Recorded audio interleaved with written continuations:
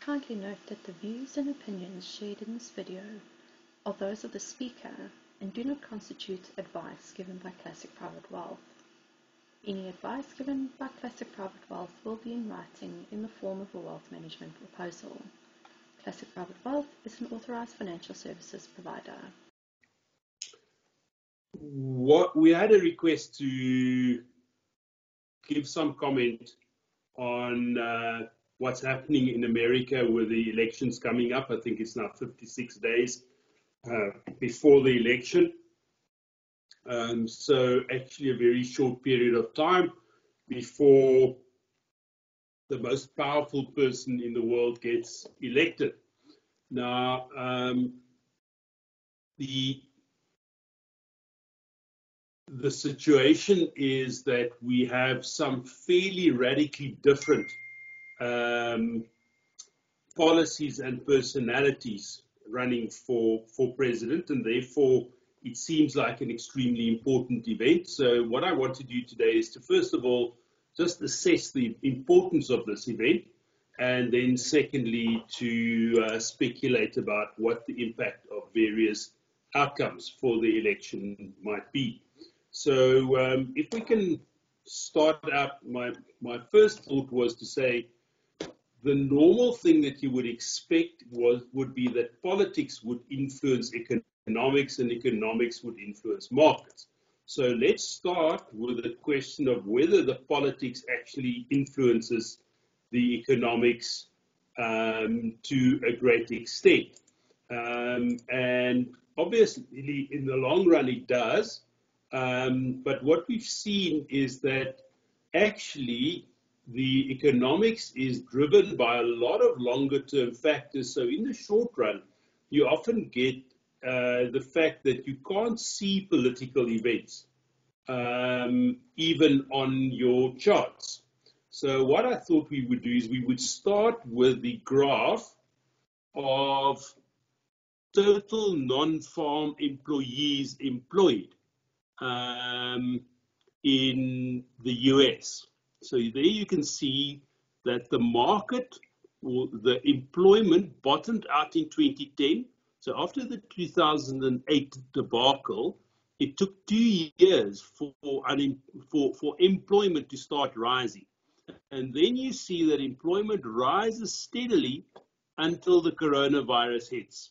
So I challenge any of you to tell me on this graph, show me the massive deviation that happened when Donald Trump got elected.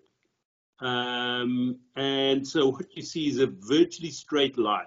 So what it says is actually Donald Trump's election had very little influence on the American economy. So if you read the slightly left-leaning commentators in the US, they will all use this graph and say, Trump's claim to be so good for the economy and to have created this great economy and so on is all nonsense. Effectively, the trend that was in place before he got elected just continued.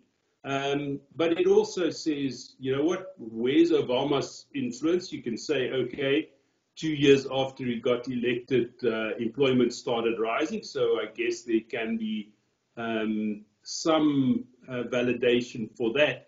But effectively, there are a lot of other factors including influencing the economy, and the election of specific politicians may not have as much of an influence as we thought.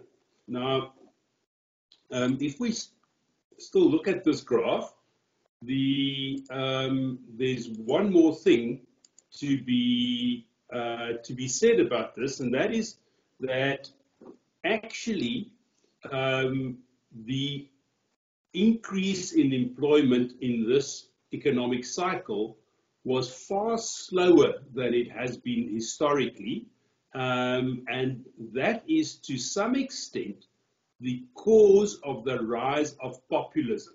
So I think that what you have to say about the current election in the US, you can't really comment on that without commenting on the rise of populism, because Donald Trump clearly is a populist president of the United States. Boris Johnson clearly is a populist prime minister of the United Kingdom. and we can actually identify a couple of people in places like Poland, Hungary, and then, of course, in South Africa as well, populism on the rise, if you like. Not to say that populism is always triumphant, but populism has been getting much stronger over the last 5 years, effectively. And to some extent, that has been caused by the fact that this upswing in the economy, and not only in the US economy, but in the global economy, was so slow. So if you think about elections as a way for the elite to validate the government of the ordinary people, the elite did not do their job well in the early 2010s. And that slow uptick in employment, we should have reached this higher level of employment roughly by 2016 already. So effectively, that line should have been a lot steeper. And there are two reasons why that line was not steeper. And basically, it goes to the fact that interest rates were already so low in both the United States and in Europe in the early 2010s that you were hitting the so-called lower bound. So effectively, interest rates were already zero, which meant that fiscal policy was needed to get the economy to grow faster. But for two different reasons, Europe did not employ fiscal stimulus because of the general German aversion to borrowing money in Europe. And in America, the borrowing of money was limited because the Republicans in Congress decided to not support Barack Obama in any way, even if that would be good for the economy. So they basically said, we've got too much debt already. We cannot actually have more fiscal stimulus, and therefore they didn't allow the fiscal stimulus. Now that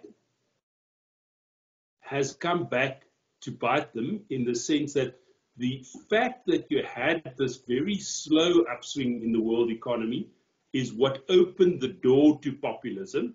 Of course, the rise of things like social media, etc., has also played a role, so it may have been inevitable anyway, but certainly the elites did not do their job properly, and the first part of the elites that got smacked on the mouth for this was the Republican Party, where Donald Trump took over the leadership of the party. So this was not the wish of the Republicans 4 years ago to have Donald Trump as their candidate, but Donald Trump succeeded in taking over their party because of the fact that there was an opportunity for a populist to get his message through. And then, of course, the Democrats also losing out to Donald Trump and then having Donald Trump for 4 years as the president. But so the first answer is there are many things going on, but in the short run, the election may not have a massive influence on the economy. Then the second question is, do the election matter for markets? And again, if we were to go back to the 2016 election and look at what happened after the 2016 election, that makes a bit more interesting reading, because what we can see, so we've got the election roughly in the middle of this graph. So this graph gives the trajectory of share prices in dark blue and bond prices in light blue for a year, from 6 months before the election to 6 months after the election. So you can see the election there in terms of the two dots. And what you see in those dots is that there was a strong reaction in the market, both in bond markets and in equity markets. They both reacted strongly to the election of Donald Trump. So why this strong reaction? So if you go back to previous elections, you virtually never find this strong a reaction. So why this very strong reaction? So the first part of the why is that the election was a surprise. So markets often react strongly to surprises. If anything happens that all the participants in the markets expected, there's very little reaction. So it's only when there's a big surprise that markets react strongly. So the first thing we have to say is everybody expected Hillary Clinton to be elected, and Hillary Clinton would have been a continuation of the previous policies in many regards, and therefore it was not expected that things would change so radically. So that would be the first part of the explanation. The second part of the explanation, the second part of the surprise, is that the Republicans also won the House of Representatives and the Senate.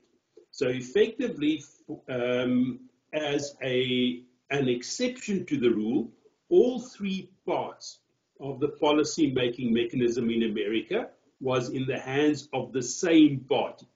Now, one of the things that you find is that the Republicans in Congress typically have a kind of predictable behavior in the sense that if there's a Democratic president, they will stymie that Democratic president if they are in control of either the House or the Senate by saying that debt is too high and deficits should be kept low, which will put a damper on any spending plans that a Democratic president might have.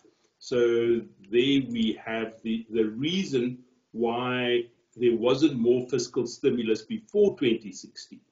But then, interestingly enough, as soon as you have a Republican president with a Republican Congress, then debt is not a problem. So effectively, they will immediately, they will typically work on tax cuts. So effectively, what you find is that deficits are typically significantly larger when you have a Republican president in charge with a Republican Congress. Now, again, even when you have a Republican or a Democratic president with a Democratic Congress, that typically also leads to a larger deficit than when the control of the politics is split.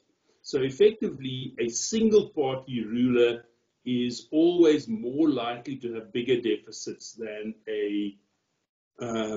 when you have a split party. So the fact that the Republicans now gained control of Congress meant that there was the expectation that much larger deficits will be allowed through tax cuts, and basically that led to both sides of that picture, meaning there will be a lot more government bonds issued, therefore government bonds should become cheaper.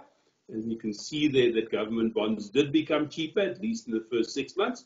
After Donald Trump was elected, it reversed later on, but in the first 6 months, certainly that expectation reigned, and therefore the market reacted to it. And the second thing is there was the expectation that the more stimulatory policy will lead to more profits on the one hand, but also that there would be a big tax cut for companies, which did emerge later, and therefore a direct increase in profits because of the tax cut, and that is to a large extent what drove stock markets higher. So stock markets went higher, bond markets went lower on Donald Trump's election. So the question would be, if Donald Trump didn't get re-elected, do we actually see the opposite of this happening, or do we see more of the same? But so the two answers is economics is influenced less in the short run by the election than you might think. Markets are strongly influenced by elections. Okay, let's move on to the next topic, which would then be what would the consequences be if Donald Trump got re-elected? What would we expect from 4 more years of Trump governance? So the first thing we would expect is that his plan to get to get his face onto Mount Rushmore might get a little more traction if he had 4 more years to organize it. It's amazing that he actually seriously engaged the governor of South Dakota in a conversation about getting his face onto Mount Rushmore. But the first thing that we would say is that if we had 4 more years of Trump, it would be an even Trumpier 4 years than what we've had. Because the whole Trump phenomenon, the whole question of populists in government actually leads us back to the idea of the deep state or the stable non-partisan civil service.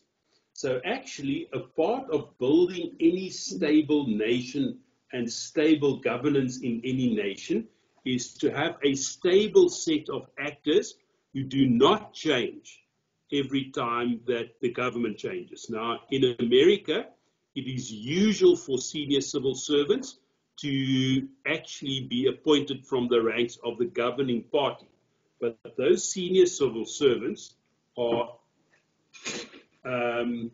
typically, although they have a party affiliation, they would be the same people who served under the previous administration. So if you look at the people serving George W. Bush, a lot of those people were the same people who had been around under Ronald Reagan and under George H.W. Bush, the first George Bush.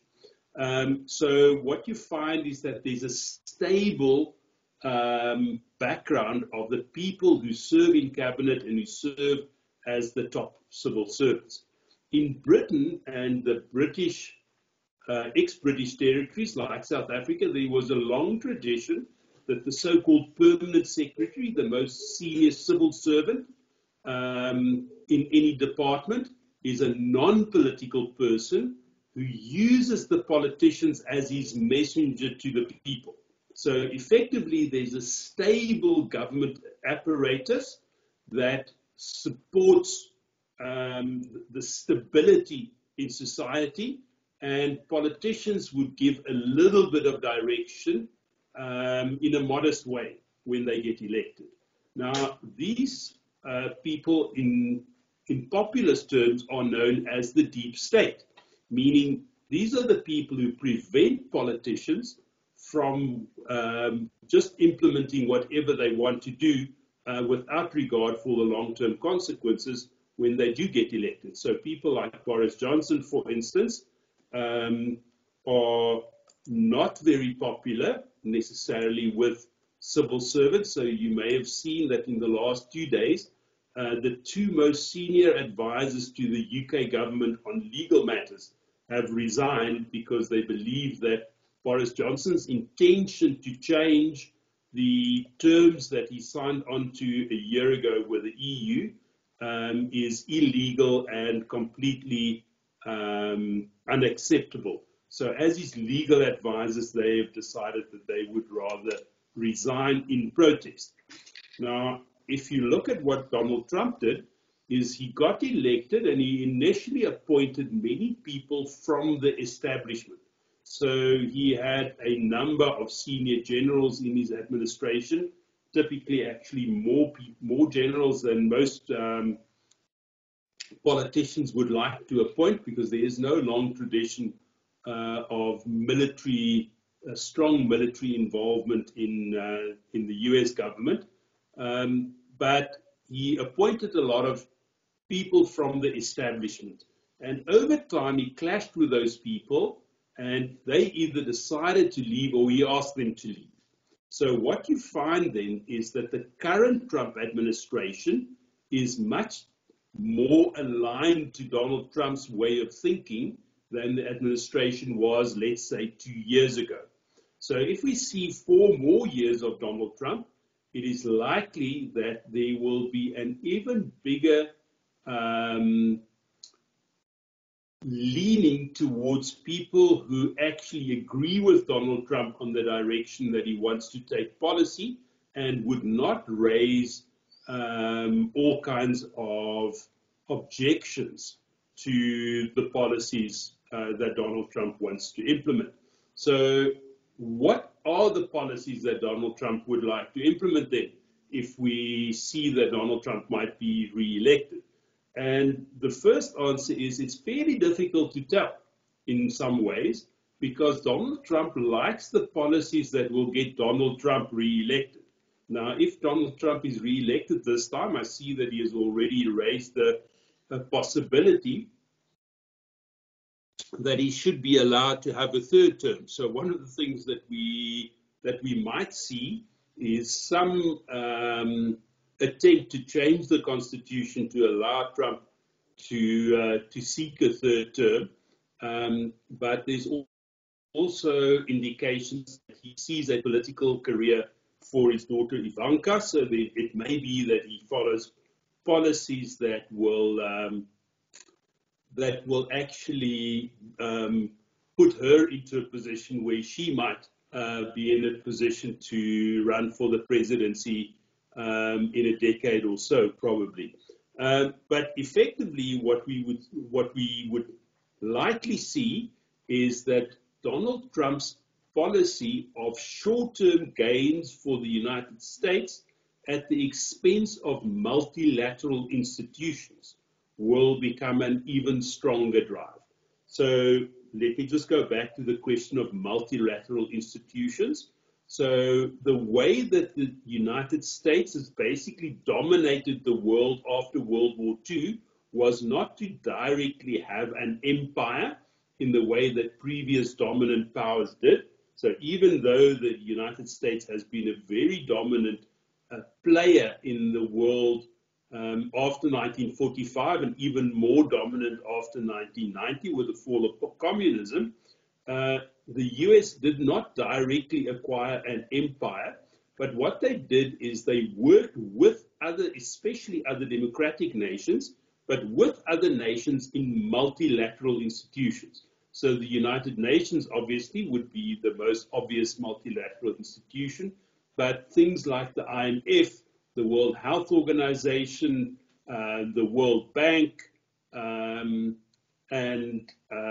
also very importantly, the World Trade Organization are so-called multilateral institutions where nations get together and make rules that are that go for everybody around the world. So that has been the way that the US has exercised its power in a very modest way in many instances. But nevertheless, the world is a creation of the United States as it stands currently. But what Donald Trump's view of the world is that if instead of taking on the whole world in a multilateral organization, if I dislike something, I will approach a specific country and make a one-on-one deal with that specific country, because in that situation, the United States is very powerful and that one opposing country is weak relative to what might happen in a multilateral institution, where if the United States wants to do something that will only advantage the United States, it might get pushback from multiple countries, and therefore its negotiating position may be less strong. So Donald Trump prefers to do one-on-one deals with specific countries. So even if you look at something like the North American Free Trade area, which is the free trade between Mexico, Canada, and the United States, Donald Trump wanted to renegotiate that, and his tactic most of the time was to engage with either Mexico or Canada on a specific issue, rather than to get all of them together and actually do deals that will apply across the board. So Donald Trump likes doing specific deals and then framing those deals, whatever the outcome, as triumphs for Donald Trump personally.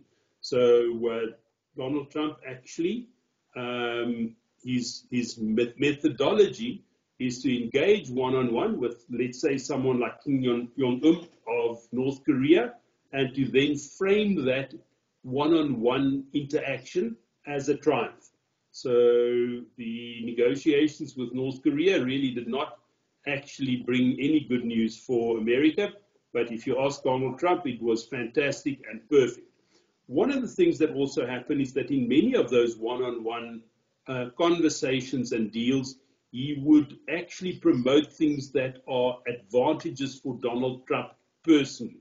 So if you think of the impeachment of Donald Trump for the whole Ukraine mess, he made a phone call to the president of the Ukraine and asked the president of the Ukraine to actually formally institute an inquiry into Hunter Biden, Joe Biden's son, in order to help Trump to get reelected.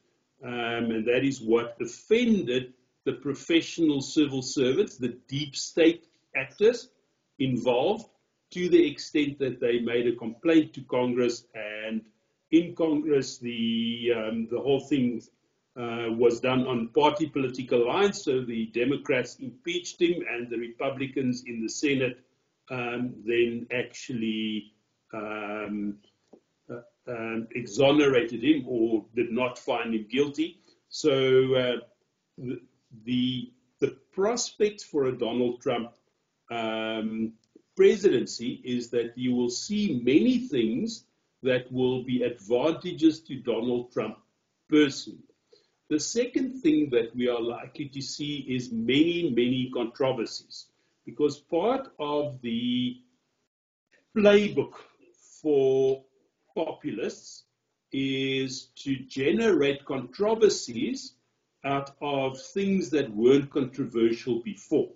So effectively, these actors, the person like Donald Trump wants to have controversies where he can drive the narrative from a publicity point of view, rather than actual crisis like something like the whole COVID thing. So if you're thinking about what's happening in the US at the moment, you actually have two things that represent crisis. The one is the treatment of black people by police, which has brought along the Black Lives Matter protests that are still active in US cities. And you have the COVID crisis. And in neither of those have Donald Trump actually emerged with honor, if you like, or with, you may not say that he has been, that it has been positively reflected on. But he has had many controversies that he generated himself, and many of those with China.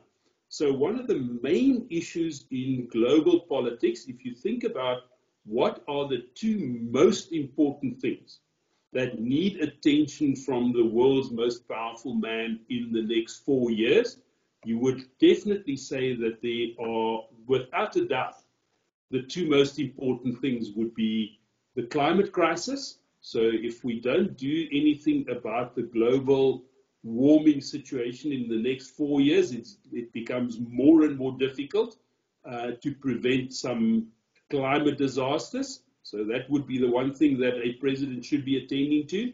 And the other thing is the rise in the military and economic power of China, and the fact that China is becoming a real global rival for the United States, with a ruler who is clearly very autocratic, more so than his predecessors. Any Chinese leader since Mao has been less authoritarian than the current president, Mr. Xi.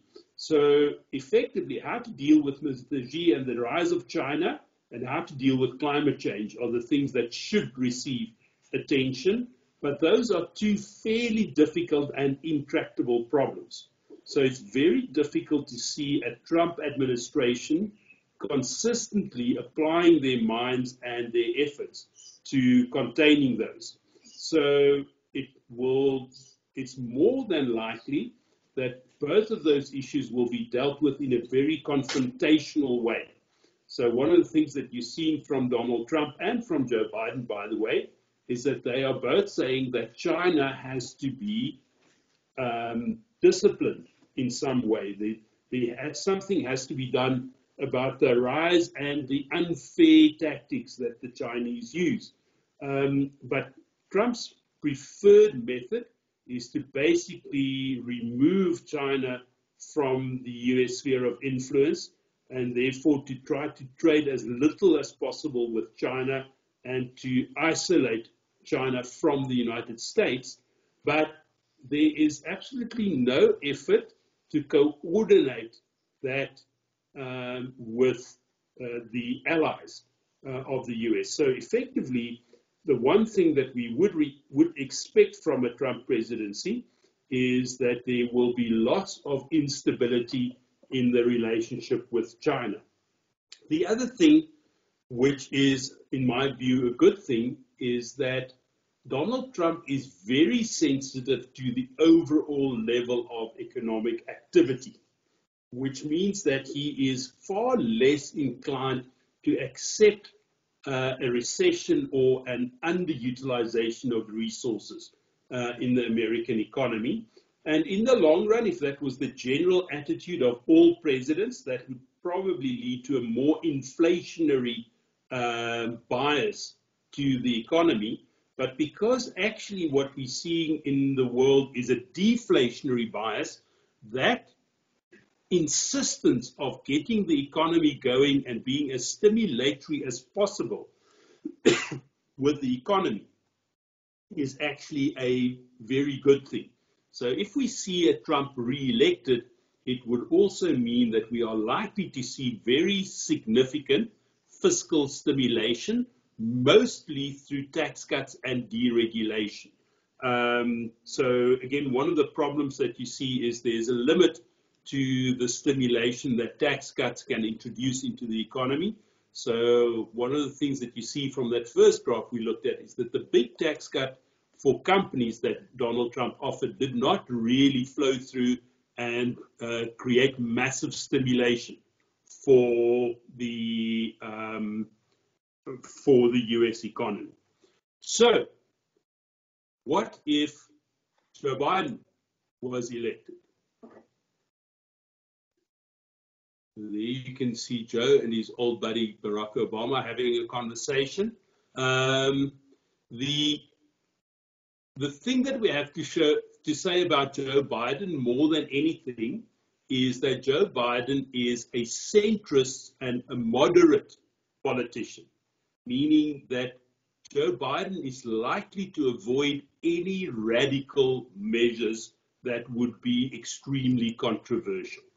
Now, in some instances, that might be a very negative thing for a politician, but effectively what you would say is that in Joe Biden's case, this has really worked in his favor, because voters who are fed up with the unpredictability of the Trump administration and the unsympathetic nature of Trump as a person has warmed to Joe Biden, who's a sympathetic person and someone who will not rock the boat, someone who is moderate in his views and moderate in his actions. One of the criticisms, of course, of both candidates is that they're actually getting very old. So we have two people in their 70s contesting the presidential election. You might say that Joe Biden is a little bit old. Also, if you had to serve 8 years rather than 4, it would make you quite old by the time that you finish your second presidential term. So Joe Biden likely to have a one-term presidency just because of his age.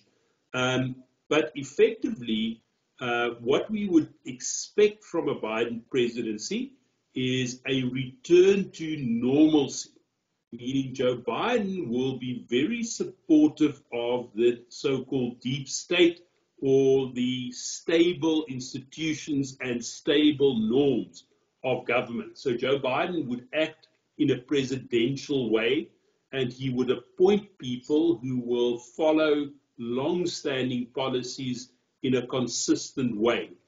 One of the big benefits of this would be that there's most likely to be a re-engagement with the allies of the United States. So one of the features of the Trump presidency has been his cozying up to dictators while clashing with long-standing democratic allies. So what you would expect from Joe Biden is to, first of all, strengthen relations with allies, and then actually attack things like the rise of China in a coordinated way with their allies. Now, again, what you might say is that the idea that you will have strong enough action from Joe Biden on anything because of just the very moderateness of his attitude is you could question, but a return to normalcy, or at least an attempted return to normalcy from a Biden administration. The other question, of course, is what would a Trump-led Republican Party do if we do get a Biden presidency?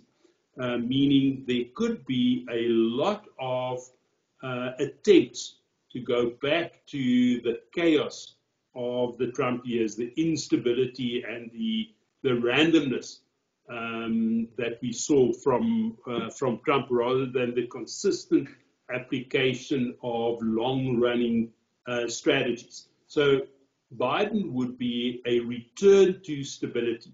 Now, the interesting comment there is it's an old adage in markets that what markets like less than anything else is instability.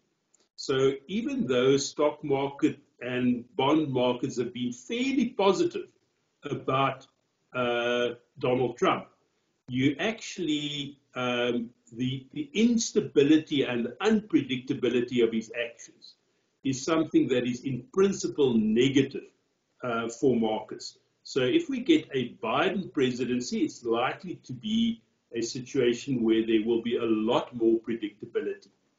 On the other hand, one of the things that could be negative for markets in a Biden presidency is it's very likely that Biden will take forward some form of Obamacare, meaning that health care or generally available health care will be promoted, and this will be paid for by higher taxes.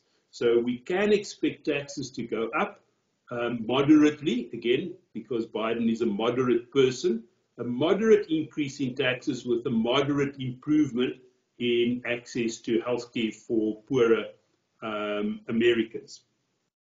But in principle, what we have to say is an attempt to go back to a pre-Trump world would likely be the most important aspect of a Biden presidency. And although there might be some short-term downside to it, there are many long-term upsides to it.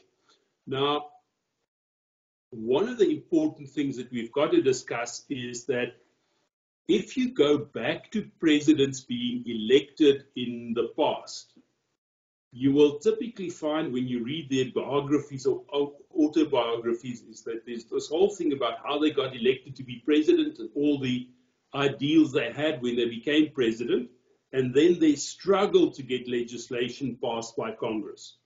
So effectively, it is extremely important who controls Congress, because the American founding fathers set up a system of checks and balances where they specifically said, we don't want one person to become too powerful, and therefore we will put power into different institutions.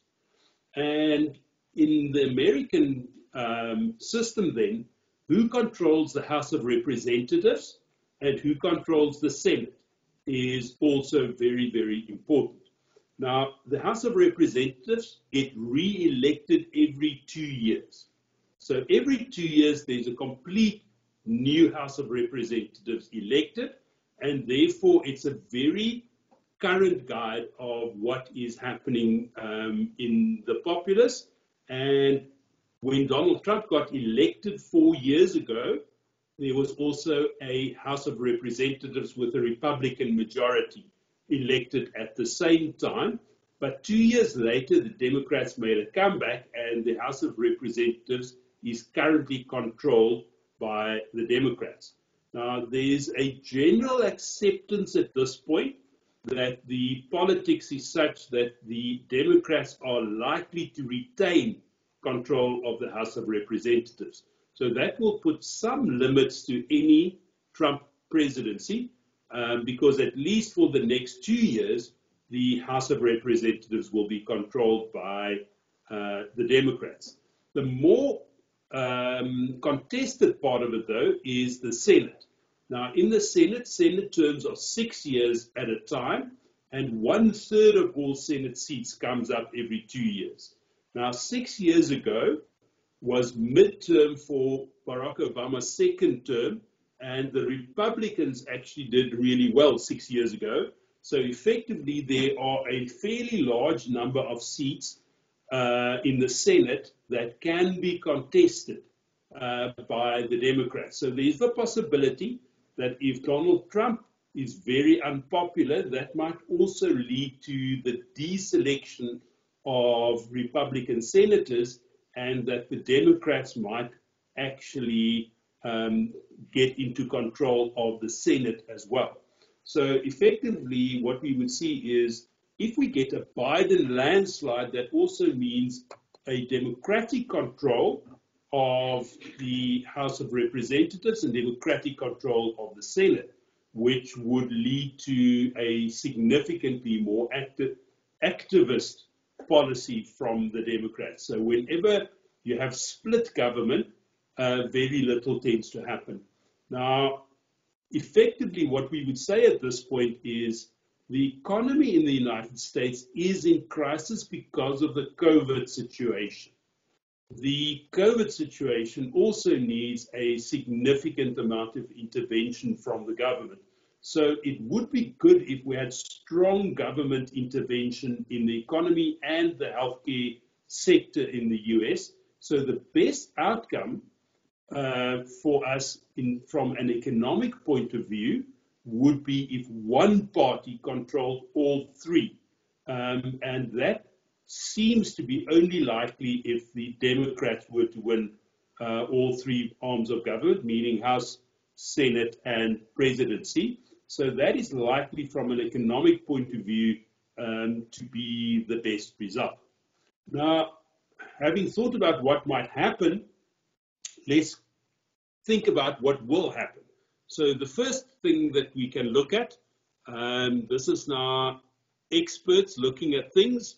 Who are we expecting to win?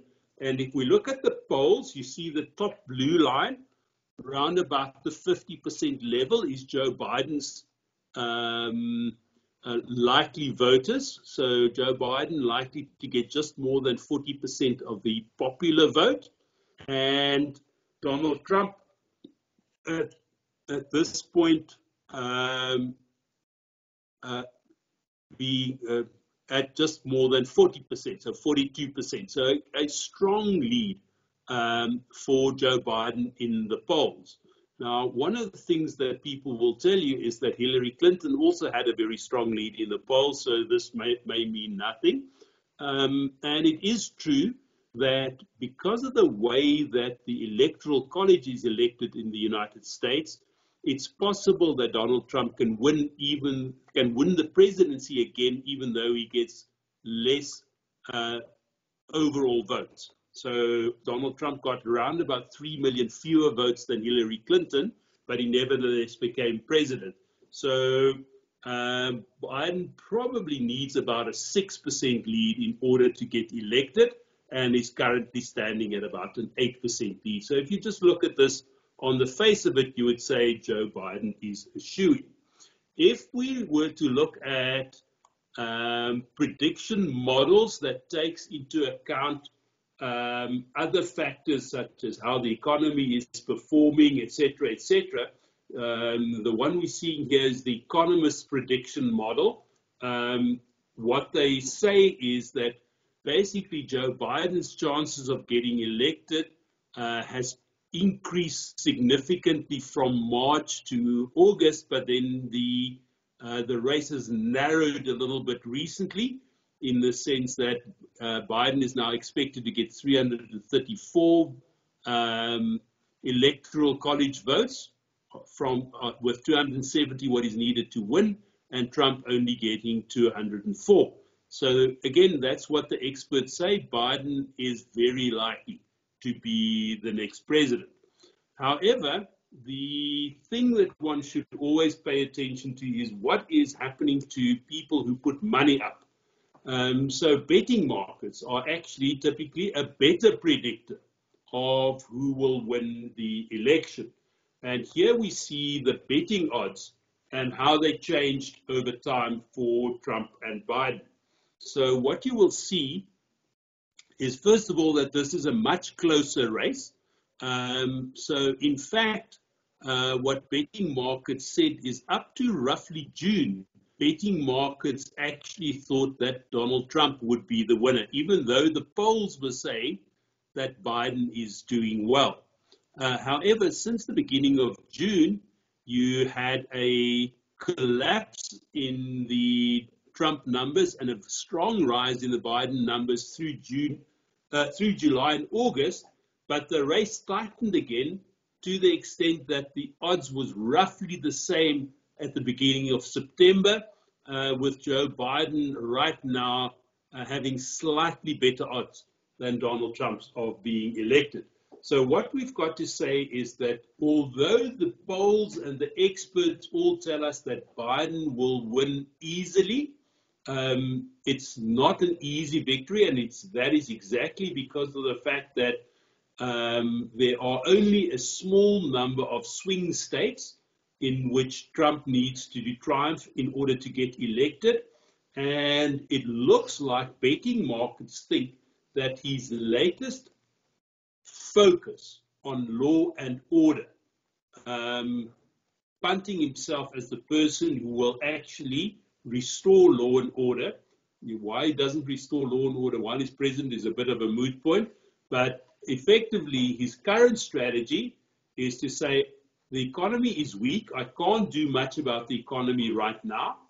I'm not going to project myself as the savior of the nation from COVID. That really doesn't suit my temperament. What I will do is I will rally my base and motivate my base by telling them that I am the one who will look after their interests and restore law and order.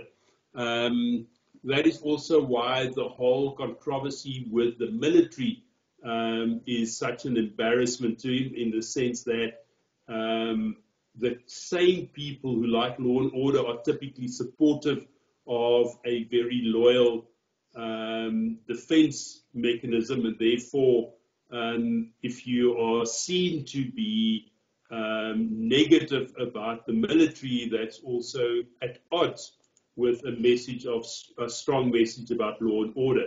So that's really why that is happening. So effectively what we're saying is, right at this moment, the race is still close and up for grabs, both for the presidency and for the Senate, but it looks like the House of Representatives will stick with the Democrats. Now, if we look at markets, the experts also put together what they call a Trump basket and a Biden basket. So there are certain stocks that are likely to do better under a Biden presidency, things like green energy, etc., etc. And there are other things that would do better under a Trump presidency, things like coal and a variety of old-style industries. And at the moment, the Biden basket is doing better than the Trump basket, which again says that if Trump does get elected against expectations, there's likely to be a fairly strong reaction in markets. Now, I guess the biggest question then is to say, given that the stock market went up a lot when Trump was elected, if Trump was not to be elected again, if Biden was elected, would that lead to a strong downward adjustment in the stock market? And the current answer seems to be no, because there is already a strong expectation that Biden would be elected president. And therefore, if Biden was elected president, it's unlikely that we'll see a strong reaction in the market. And it's also likely that if Biden is elected, he will be elected with a majority in both the Senate and the House of Representatives, and that he would be very proactive in restoring strong fiscal stimulus to the US economy.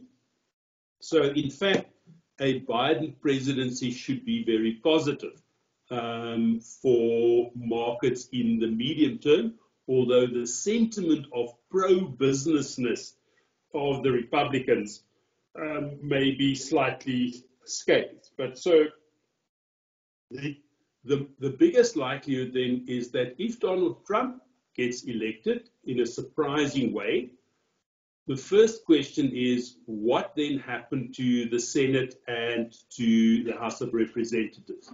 So again, it would be unlikely that Donald Trump gets elected, but the Republicans lose the Senate. So it's likely that if Donald Trump is elected, the Senate will still be Republican and the House of Representatives would still be Democratic. So basically a continuation of the current situation, but with the validation of Trump in terms of his desired policy objectives.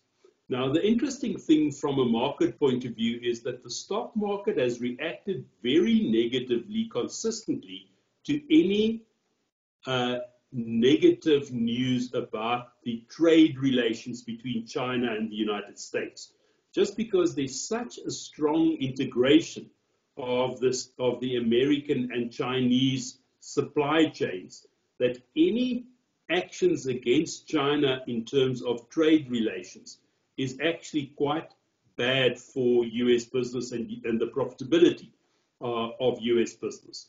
So effectively what one would say is there is the possibility that if Trump becomes president, the anti-Chinese slant that he's been taking could be bad for the stock market over the medium run. But in general, Trump is seen as a pro-business president. He is very strong on deregulation. So effectively what one would say is it's unlikely that a Trump presidency would be seen as extremely bad for the stock market. So the conclusion that I reach at this point is interestingly enough, where we started is to say that the economy doesn't react very strongly to different presidents, but the markets do.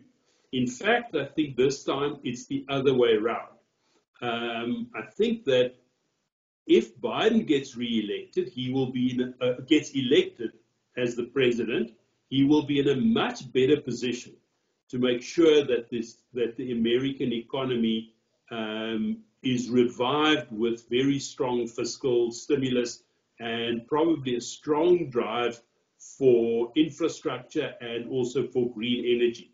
So a Biden presidency likely to be significantly better for the overall economy than a Trump presidency. But at the same time, it's likely that there will be strong Trump-driven propaganda against a Biden presidency, and some of that is likely to influence the stock market. So in fact, it may be that the stock market actually picks up some damage from a Biden presidency. And as we have seen, the stock market has been very high, and in that instance, then vulnerable to drawdowns. So it may be that a Biden presidency initially sees a pullback in the stock market. So in fact, we may see, but the most likely thing is that effectively other factors driving the stock market will still be stronger than who is the president. So I think strong influence on the economy, but not as strong an influence on markets. last thing that I just want to actually comment on, which is a very important thing, is who gets appointed to be the Federal Reserve Chairman. Because actually, if we look at the last 2 years, by far the most influential person in the American economy has been the President of the Federal Reserve. And from that point of view, one would say that whoever gets appointed at the Federal Reserve is a very important issue. And again, one would say that it's likely that Donald Trump will appoint someone who is very dovish, meaning very inclined to have low interest rates and lots of stimulus. But at the same time, you would say that exactly the same can be said of Joe Biden. So effectively, again, it doesn't really matter who gets elected. The Federal Reserve Chairman will either stay in place because he has been acting quite dovishly, or someone with an equally dovish approach will be appointed by the next president. So effectively, one would say that either way, we can expect very, very stimulatory monetary policy over the next 4 years. The last little comment would be that one of the prospects, and this is really the prospect that makes the economists so negative, is if we actually get a close election, or maybe not such a close election. One of the things that has always happened in American politics is that the loser has conceded to the winner and walked off into the sunset. In fact, there's every reason to think that Al Gore, if he had not accepted that he was the loser, might have actually, if he had just actually carried on with the court cases, he might have actually ended up being the winner of the election. But Al Gore came to the conclusion that it was in the interest of America for him to concede. Now, there's not much that many circumstances in which Donald Trump thinks that what is bad for Donald Trump is good for the US. So effectively, Donald Trump has been trailing the fact that he may contest the election results for quite a while now. And the more that we see that he's likely to lose, the more the rumors that he might actually not concede and actually not vacate the presidency willingly is trailed. So effectively, in some ways, you would say that the United States has been displaying some third world characteristics lately. So its reaction to the whole COVID crisis has been much more like the reaction of a third world country than a developed country. And one of the things that happens in third world countries is that elections get contested, election results. So it's not impossible that we can see the election result contested.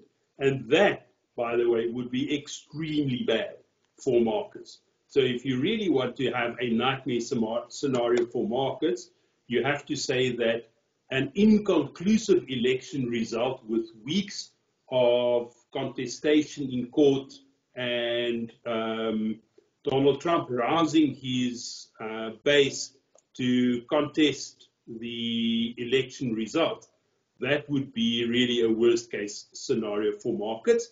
And unfortunately, that's no longer an impossibility. So with that, I think enough from my side. Any comments and questions?